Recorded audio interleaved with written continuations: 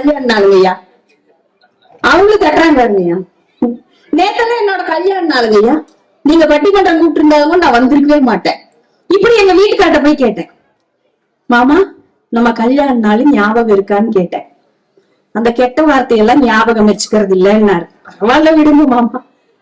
கல்யாணமா எத்தனை வருஷம் ஆச்சு தெரியுமா அப்படின்னு கேட்டேன். அது ஒரு பெரிய நான் தான் சொன்னேன், 15 வருஷம் ஆச்சு மாமா. அப்படியா? 15 நிமிடம் மௌன அஞ்சலி செலுத்துவோம். நான் எங்க சண்டையால போட்டுட்டு இருக்க முடியும், அதையும் ஜாலியா எடுத்துக்கணுங்க. எங்கே சங்கடங்கள் இருக்கிறதோ அதை மகிழ்ச்சியாக மாற்றுவதுதான் பெண்களுடைய கையில் இருக்கிறது.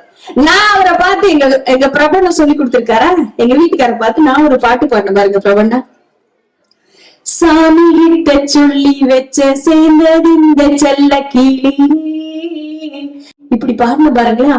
அப்ப எங்க வீட்டுக்காரர் கை தட்டினாரு. என்ன ஒரு ஆசை தெரியுமா அவருக்கு? என்ன ரொம்ப ஆசை தெரியுமா? பட்டிமன்றத்துல நான் பாடையில வாக்கணும் ஒரு காசு நடுவர்கள். நான் பாடும்போது அப்படி பார்க்கணும்னு ஒரு ஆசை பாருங்களேன், எவ்வளவு சிரிப்பு பாருங்க. இதுல வேற எங்க அண்ணன் சொல்றது பாருங்க, 5-6 ரூபாய்க்கு மணி மாலை உன் கழுத்துக்கு பொருத்தமடி.